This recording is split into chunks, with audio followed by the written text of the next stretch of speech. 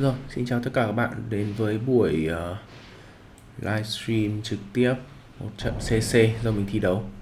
Các bạn đã gặp mình qua rất nhiều các video thi đấu CC trước đây rồi. Nhưng đây là trận đầu tiên mà mình vừa đánh và vừa bình luận luôn. Bây giờ chúng ta còn có 1 phút trước khi trận CC này bắt đầu. Mình sẽ làm các khâu thủ tục trước đã. Đầu tiên là mình tắt các cái cửa sổ quest này đi trước này. Thu nhỏ các cái cửa sổ về Moonpad này để sao cho nó đỡ vướng cái khoảng không mà mình sẽ click chuột.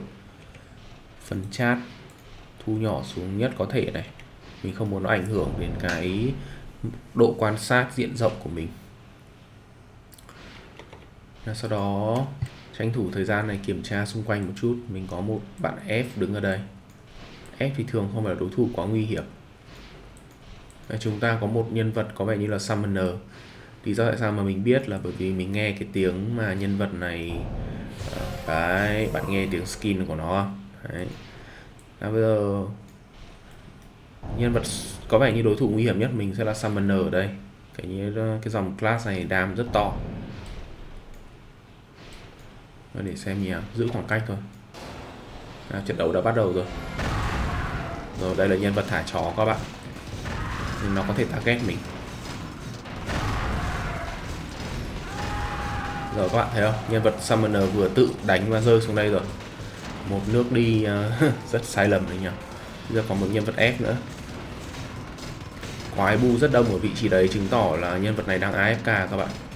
Khả năng cao là Summoner và F này là cùng. Đấy, các bạn thấy nó chạy không? Rồi mình sẽ đợi ra đây trước đã.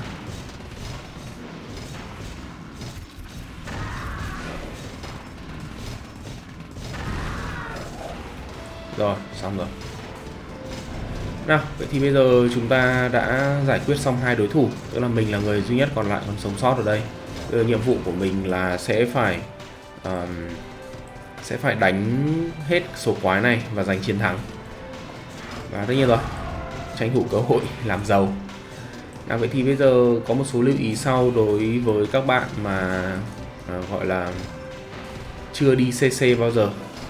Thì các bạn sẽ nhìn thấy như sau. Thứ nhất, đấy là các bạn để ý về số quái ở đây. Hiện giờ mình đang thấy số quái này là 83 con. Tới một mức độ từ 50 trở xuống thì cứ theo đơn vị tròn trục, cứ mốc 10 thì từ 50 trở xuống là cái map này nó sẽ thu nhỏ dần xuống. Nên do đó khi mà quái bắt đầu còn ít thì mình phải lưu ý với việc này để tránh trường hợp là mình bị rơi ra ngoài. Đấy là lưu ý đầu tiên. Lưu ý thứ hai đấy là các cái con quái ở trong cái gọi là Chaos Castle này. Chaos thực ra là Chaos trong tiếng Anh nhỉ. Sự hỗn loạn thì nó khi bạn đánh nó thì nó sẽ có hiệu ứng nổ, và cái nổ này nó sẽ ngược với cả chiều mình đánh, như kiểu lực đẩy, như kiểu định luật Newton nhỉ. Nên do đó là các bạn không bao giờ được quay lưng về hố. Mình lấy ví dụ, giả sử là mình chọc cái con cầm gậy này nhá, thì các bạn sẽ thấy là nếu bây giờ chết rồi, mình bị kẹt rồi, thì ra đã. Vậy thì các bạn thấy mình chọc con cầm gậy ở đây hả? Thì con này nổ mà mình không bị bay, mà đấy là mình may mắn thôi. Chọc tiếp này. Nào các bạn thấy không? Mình bị bay ngược lại theo cái chiều mà mình chọc. Nên do đó chính vì thế mà các bạn không bao giờ được quay lưng về hố cả. Bởi vì nếu các bạn quay lưng về đấy thì mình sẽ bay xuống hố ngay. Tức là đây, không ai đứng ở vị trí theo kiểu đây. Tôi đứng sát hố xong rồi tôi quay mặt về đây tôi chọc cả. Như thế là tự sát rồi nhỉ. Thế do đó là vì mình không bị áp lực, nên là mình cứ giữ một cái khoảng cách ở những cái vị trí rộng rãi. Đấy. Rồi sau đó để mình chọc những cái con quái này.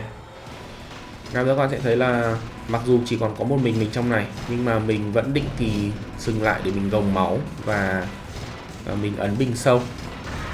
Lý do chính là vì mình muốn tạo cho bản thân một cái kỷ luật, một cái thói quen.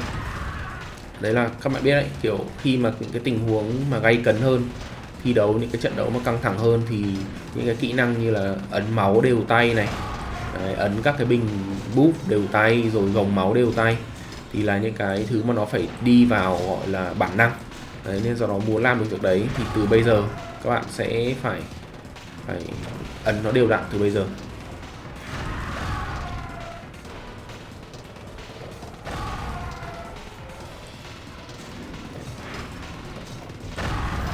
Bây giờ mình đang có 62 quái, còn rất nhiều nhỉ.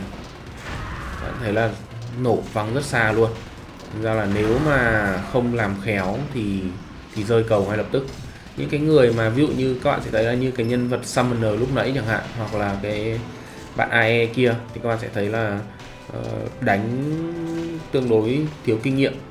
Bởi vì các bạn thấy là đã đánh nhau gì đâu đúng không? Chưa hề đánh nhau gì cả, chưa gì chả ai làm gì cả, ông ăn vạ ông văng luôn xuống cầu rồi. Đấy.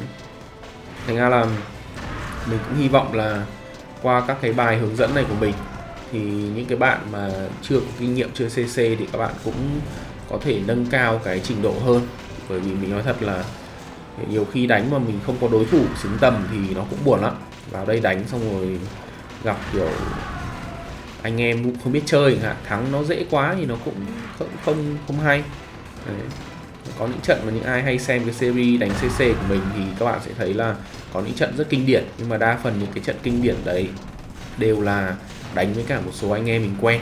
Đấy, và những người đấy thì đều biết chơi cả, và nó sẽ tạo ra những cái siêu phẩm rất hay, có thể thắng có thể thua. Đã các bạn thấy là cái map này nó bắt đầu thu nhỏ xuống rồi, vì bây giờ mình đang là mốc 39 quái. Thì bây giờ mốc tiếp theo sẽ là mốc 30, nó sẽ thu tiếp một lần nữa, nên do đó là chúng ta phải rất cẩn thận. 37 rồi nhé, 36 này. Bây giờ thời gian nó còn khoảng 4 phút. Thực ra là do mình đang chat và giải thích các bạn, thế là nó cũng hơi lâu, nhưng mà các bạn cứ đánh bình tĩnh thôi, đừng để cái thời gian này nó dọa mình. Bởi vì mỗi con quái này chung quy nó chỉ có một chọc là xong thôi, nên do đó là cứ đánh bình tĩnh. Nào bây giờ 31 rồi, tức là một con quái tiếp theo nữa là cái bản đồ này sẽ thu nhỏ ngay lập tức. Rồi, nhưng mà đây vẫn chưa phải là mức thu nhỏ nhất. Mức tiếp theo là mức cuối cùng là mức 20, nên do các bạn cẩn thận. Mỗi một dòng nhân vật đi CC thì thường mọi người sẽ muốn dùng những cái skill đánh xa. Ví dụ như là mình vừa dùng chém băng đối với dòng nhân vật BM của mình chẳng hạn, là lý do là mọi người đánh xa thì quái nó nổ, nó sẽ không tạo hiệu ứng trực tiếp lên mình, thì mình có thể an toàn và không bị văng ra. Còn chọc gió thì gần hơn, nên do đó là mình vẫn sẽ chịu các cái tác động về hiệu ứng của nó, và nếu mà không để ý kỹ thì có thể bị rơi.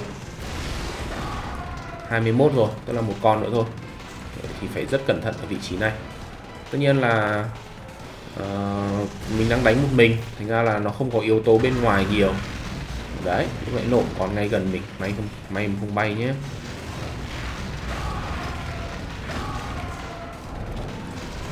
Tất nhiên là thi đấu cái gì thì nó cũng sẽ có yếu tố may mắn, may rủi ở trong đấy, nhưng mà nếu các bạn muốn cái tỷ lệ gọi là tỷ lệ thắng của mình cao nhất, mình kiểm soát được số phận mình nhiều nhất, thì các bạn phải dùng lý trí và phải hiểu cái luật chơi của cái trò chơi này.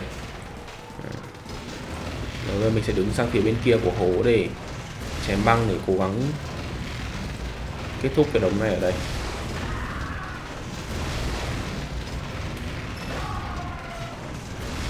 Bạn sẽ thấy trận này là nói chung nhìn chung khá là nghèo nàn về ngọc. Mình nhặt được có một B một sâu gì đấy thôi, mình nhớ là có một B một sâu rơi thôi. Thì lý do là bởi vì nó số ngọc rơi ở trong BC thì nó được lập trình theo số người chơi, tức là càng nhiều người chơi vào CC thì số ngọc rơi càng cao. Ý tưởng của cái luật chơi này đấy là nó muốn động viên càng nhiều người tham gia càng tốt, tức là khi mà bạn thắng một trận đấu lớn chẳng hạn thì số ngọc bạn nhận được sẽ nhiều hơn. Đấy, và thứ hai nữa là nó cũng đồng thời, đây vừa nhặt được thêm một B nữa, và nó đồng thời là để hạn chế cái hình thức người ta gọi là farm, tức là có nghĩa là CC vắng nhỉ, không có ai đi những cái khung giờ buổi tối đêm hôm gì đấy, và có một số bạn thì tranh thủ đi giờ đấy để kiếm, kiểu giả sử mình cứ lấy ví dụ đi, nếu giả sử CC lúc nào cũng cố định là 10B 10 sâu chẳng hạn, thì những cái bạn mà đi giờ vắng như thế thì sẽ kiếm mặc dù là chả đánh nhau gì cả. Đấy, thành ra là như thế thì nó sẽ mất đi cái ý nghĩa. Rồi, vậy thì các bạn sẽ thấy là cái màn hình tổng kết ở đây thì mình đã giết đến 69 con quái.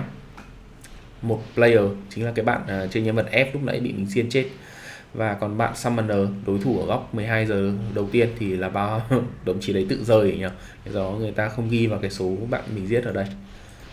Nào, bây giờ mình ấn K lên để check cái giải thưởng của mình, thì các bạn sẽ thấy là mình nhận được một cái box Greater.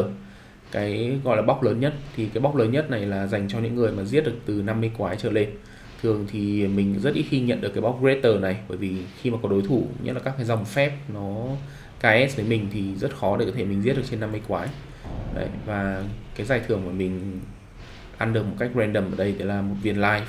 Cái giải thưởng các bạn thấy là nó không có lớn, nhưng mà cái Chaos Castle này, cái Chaos Castle CC này thì nó là một trong những cái game rất kinh điển rồi, nên do đó là ý nghĩa của nó về mặt giải trí và gọi là hoài niệm thì nhiều hơn, và nó cũng là một cái sân chơi để phát triển kỹ năng của mình rất tốt. Đó, sau khi hết giờ thì các bạn thấy là nhân vật của mình nó tự động move về Devias, một cái map cũng rất nhiều kỷ niệm nhỉ. Rồi, vậy thì đây là trận CC đầu tiên. Mình cũng dùng cái video này để demo cái cách mà mình vừa đánh và mình vừa ghi hình.